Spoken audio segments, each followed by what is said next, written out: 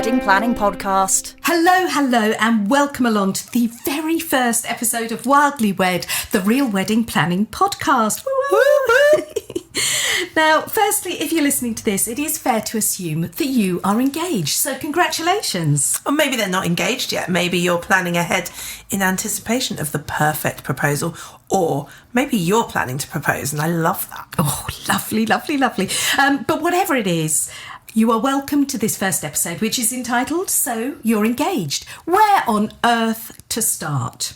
So let's start, I think, with a quick hello from both of us, so you know who we are. Hello, so I am Keshira of Keshira Creative Events. I'm a wedding planner and stylist. I'm based in Chichester in West Sussex.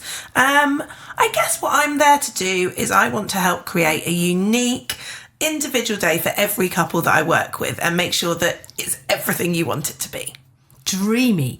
And I am the shorter half of the duo. I'm Vicky from Spot On Ceremonies. I'm a celebrant. I am a proud winner of a Wedding Industry Award, which I'm very swanky about. But I love weddings, and like Keshira, I absolutely love making that day, making that ceremony really special and really personalised. Can I just say, I'm not much taller, so... No, actually, we're both quite short. But what we lack in stature, we make up for in many, many other ways. And a background that we both share, which I think brings something a bit special to the party, is that our backgrounds are both in theatre. That, I think, translates into we're very creative, we're very resourceful, especially if you're on a budget. We're good at doing things on a shoestring if you have to. We're disciplined and we're not easily phased. So, that's us in a nutshell.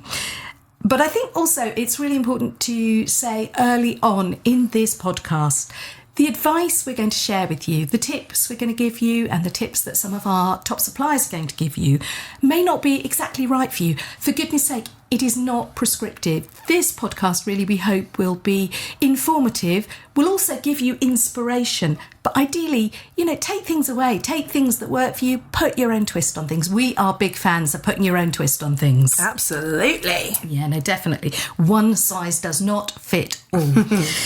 Now, as a planner, Keshira, you are the guru when it comes to all of those elements that we're going to be covering in this first episode particularly. So, for the purposes of this episode, I am going to assume the role of the bride or the groom, and I'm going to be asking most of the questions.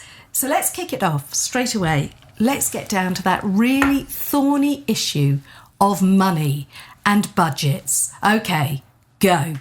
Well, I guess we need to start with, the boring bit, that's the facts, but actually it's the really important bit. So according to the Global Wedding Report for 2024, couples in the UK spend on average of £20,700 on their wedding. Wowzers. Yeah. But it then rises to £36,778 average, to be precise, if you're in London. And let's be realistic, we live down on the south coast. Yeah. So our weddings down here are more likely to be up near that London price. And it is the way it is. Now, that's a lot of money. Sure is. So when we're looking at budgets, I think we need to be realistic. What can you afford? What are your life priorities as well?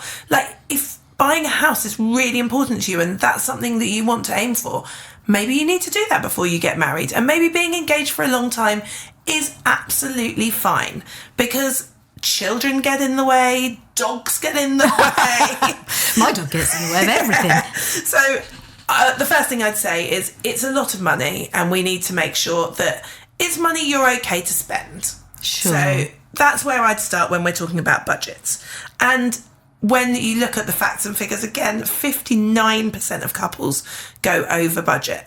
Oh, really? Yeah. That's quite high, actually. It's really high. And I think it just shows that if you potentially don't understand weddings yet, because why would you? It's your first time, second time, maybe even third time. But still, the professionals in your world are the ones that will help guide you on that budget. So just be prepared.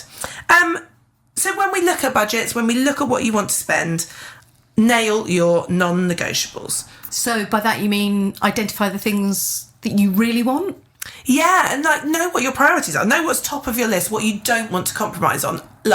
I know, for example, when I got married, I did not want to compromise on my photographer or my celebrant.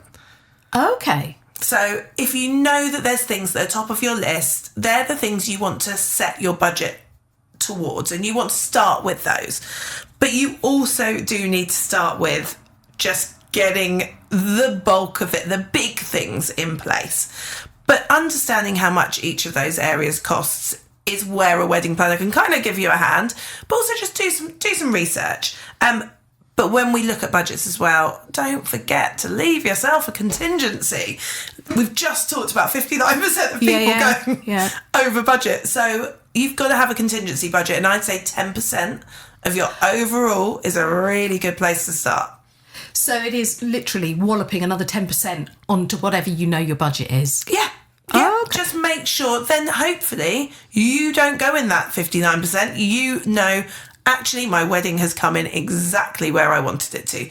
And that's quite a nice smug feeling. Yeah, well, we like a smug feeling.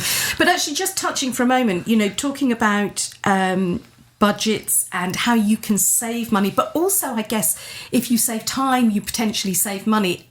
Is that where a planner can really bring something to the table? Yeah, definitely. I mean, that's what we're here for. We're here to save you time and money.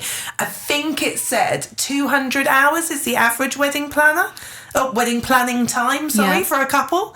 So you've got 200 hours of your life while you're working, while you're going on holiday, you're just living day-to-day life. Where are you going to find 200 hours? Yeah. So that's where a planner steps in, because we can narrow everything down for you.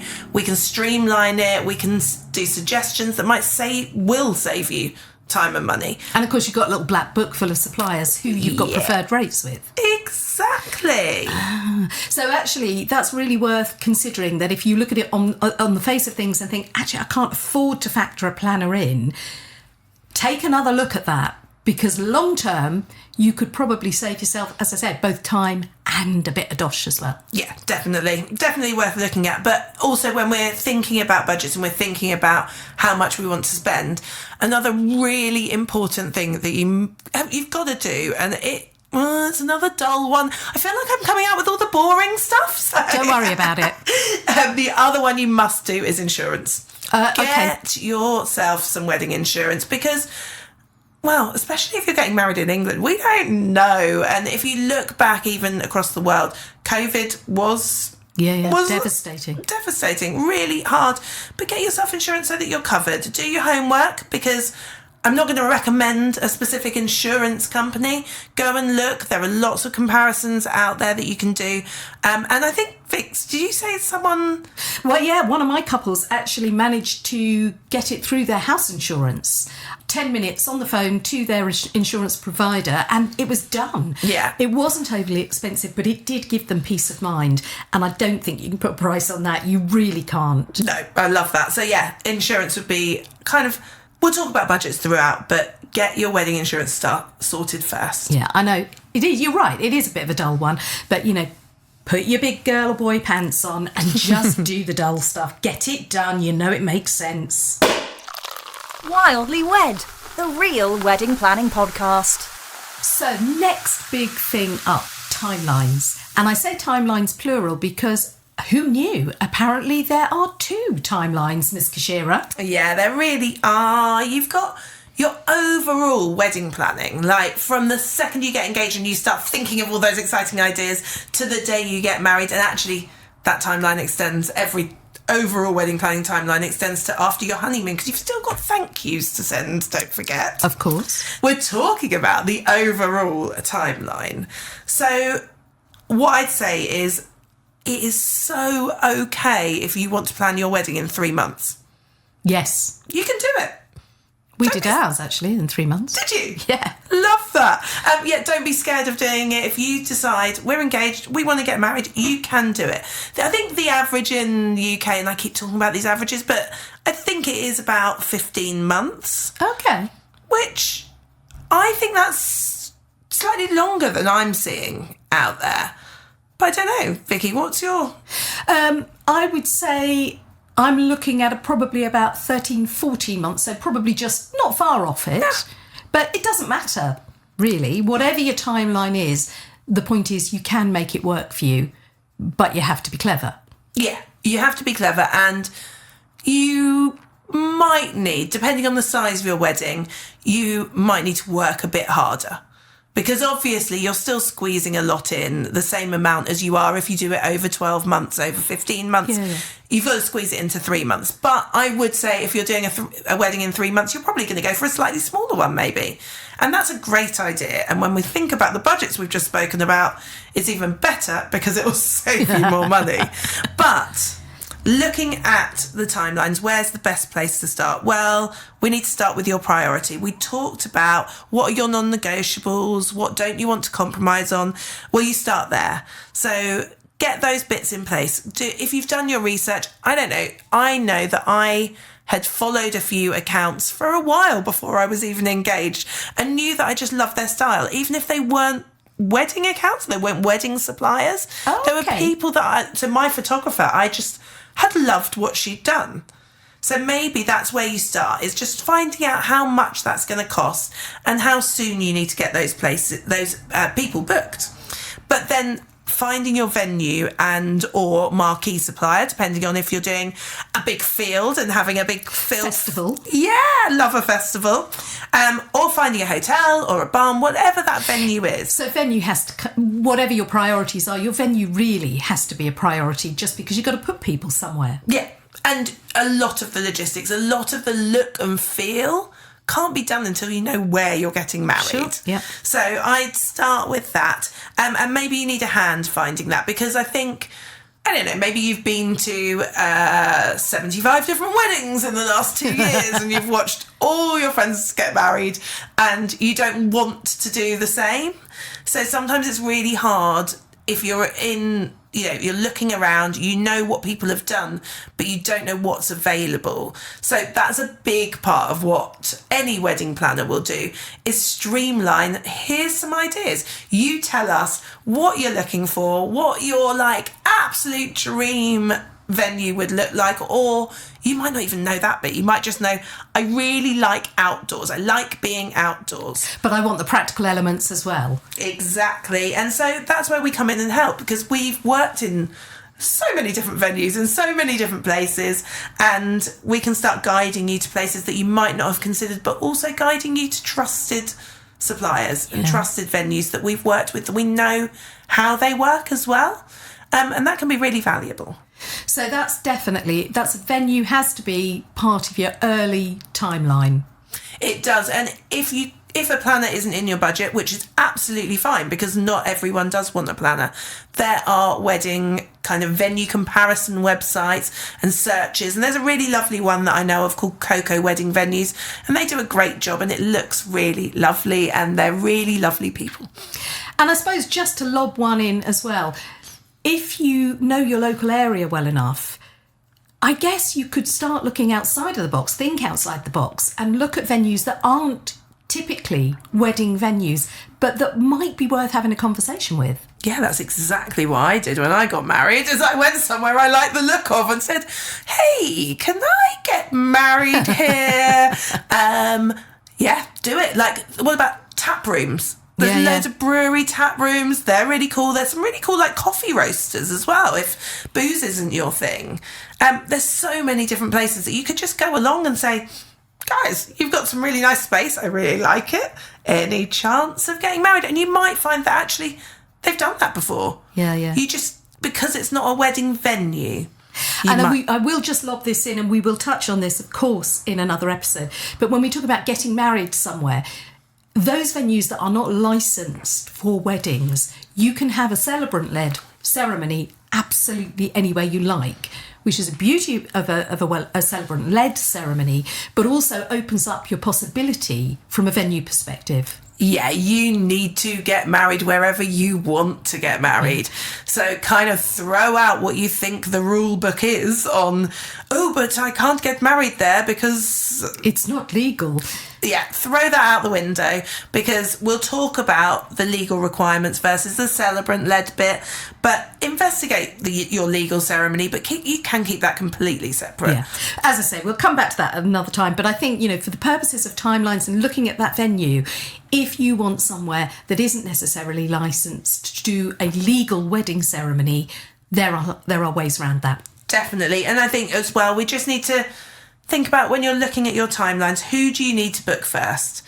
So we've touched on that. We need to start with who your non-negotiables are. But your key suppliers to get booked early days is your planner, if you're having one, your venue, which you will be having, yes. Photographer and videographer, both, content creator, yes, which is like the biggest upcoming trend, but not just a trend. I think it is, you get some immediate footage from a content creator. Yeah.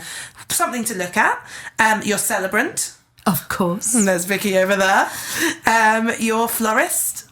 It's going to give you your look, your feel, the vibes that you want. Hair and makeup artist. Yeah, if you're going that way, then definitely. They get booked up so early, don't they? So early. And there's some really amazing ones out there. So, yeah, ask if you need any advice. And your caterer. Of course, yes. What Unless food? you go mad and doing it all yourself. I mean, my tummy's rumbling a bit now, so talking about food is really hard, but I've got a background in hospitality. That's where I come from. I've run pubs, I've done festivals, all sorts. Food is so key, and you want to find a caterer that gives a bit of you and food that you really love. You don't have to have chicken and mashed potato. Oh gosh, save us from chicken and mashed potato. No, there's nothing wrong with that, but no. So catering is a biggie, and also I think it's a long day, a wedding, so you do want to make sure that your guests are fed and watered. And again, that timeline, if you want the caterer you need to get in quick. Yeah, and we'll talk more about how much you need to feed your guests and the timeline on the day in the future episodes, because it is really important how much you feed your guests throughout the day. Food is really close to your heart, isn't it, Keshira? Love it. I'm no slacker in that department myself either. But so does that give us, in terms of timeline, is that your sort of umbrella for where you need to begin? Or is there anything you need to add? No, I think just we keep, again, with like budgets, we'll keep coming back to it. Wildly Wed, the real wedding planning podcast. Right, Vicky, let's talk guest list. Okay, guests. Well, actually, this is one that I come up against quite early on when I meet with a couple to decide what they want from their ceremony. We almost always get onto guest lists, and it can be a really tricky one. So, for instance, if you have decided you don't want any kids at your wedding, or you don't want people to bring a +1 if they're just a random who you've never met before. And I get that, I really do. But it can present couples with a bit of a headache. So I think when it comes to your guest list, a bit like your timeline and your budget, you need to be looking at that really early on. And they all sort of feed in, or certainly your budget feeds into your guest list, doesn't it? Yeah, and I'd say you probably can't book your venue until you know how many people you would like to invite to your wedding. Good point, well made. So I think that is really important. You need to take a good look at your friends, your colleagues, your whole pool of people you know, and decide actually who do you really want there on the day to celebrate with you. And it might be that, your colleagues at work are nice enough people, but do they really make the cut? Because it's your guest list, I guess, is the more people you have, the more money you're going to spend.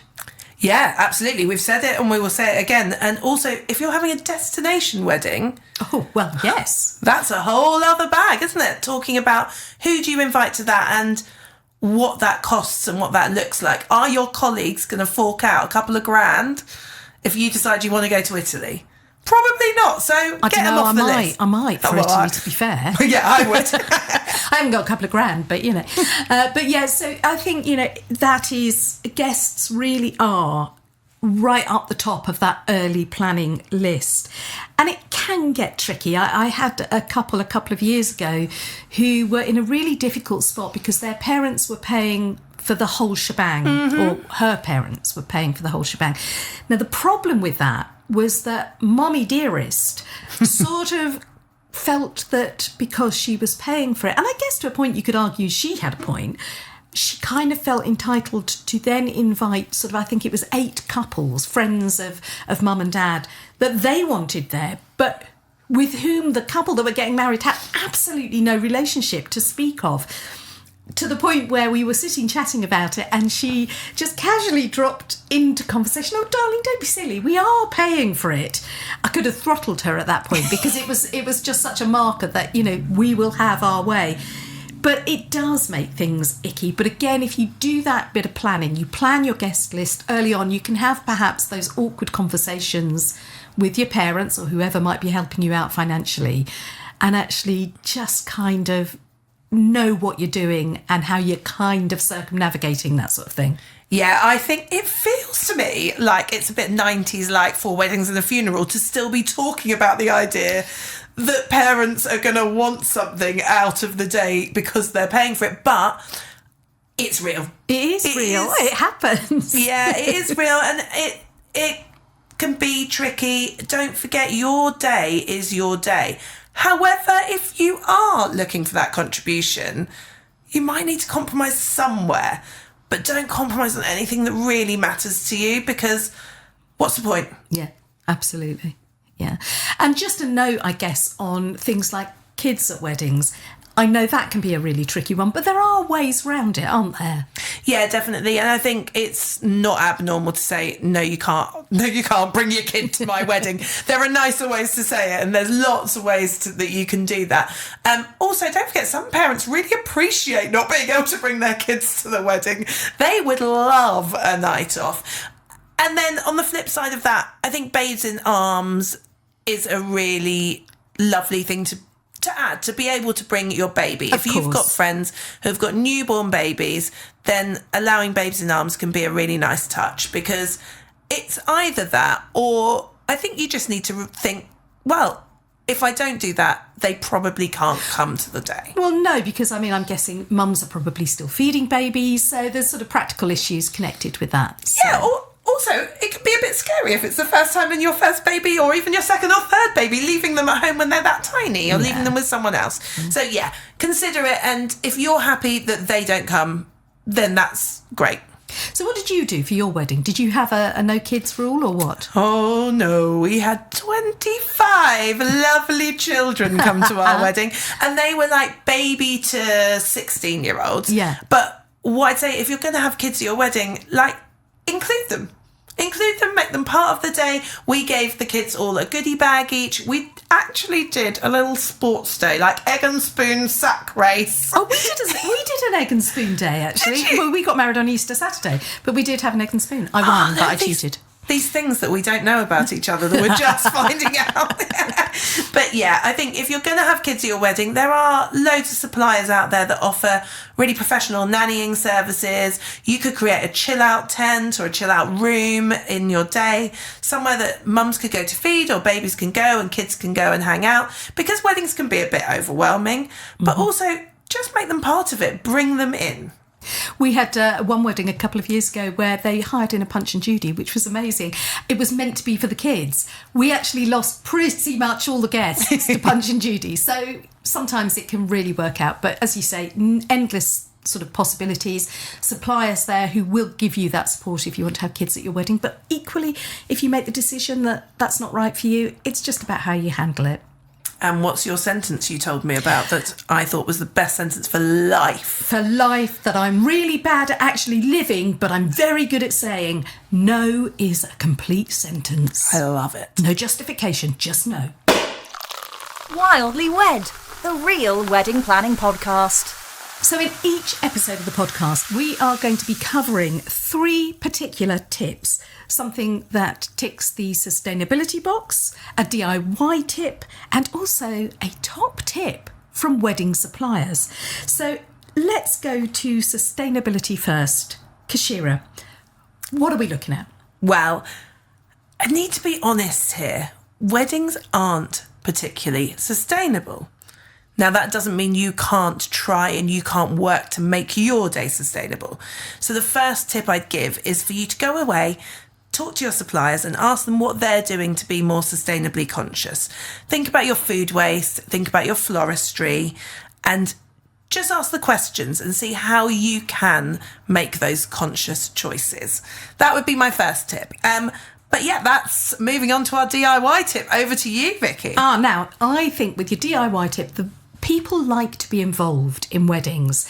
So tapping into your own resources is a really good place to start. So maybe you've got a friend who is a bit of a whiz with the calligraphy that could help with the invites, or perhaps you've got somebody in your little address book that is a brilliant baker that might do you a cake or something towards the food contribution. Whatever it is, consider those people that you know, what their skill sets are, and don't be shy of asking. Yeah, but you say this, but I would also say, I talk to all my couples about guest experience, and guest experience is so important on the day. So don't take the mickey if you're asking friends to do things, and don't be disappointed if they are DIY and they're not to professional standard. If you want it to look professional, pay a professional. Yeah, and I think that's really valid as well. It's, you know, if you've got a friend who is a photographer, for instance, don't go and expect a mate's rate.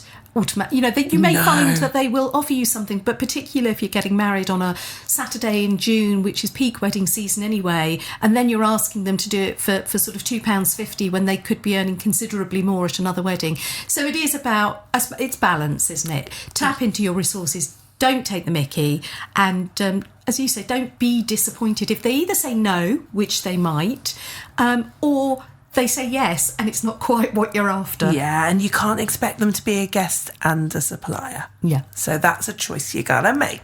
And I guess also that's where your planner comes, you morph into an on-the-day kind of coordinator with things like you might have thought, I'll just get my friends to move those 250 chairs from the ceremony room so we can unpack the buffet. But actually, if you've got a planner, you can have sort of planned for that and coordinated that without impacting on the guests. Yeah, and I love a groomsman, I love a bridesmaid, I love all these people that are part of your day.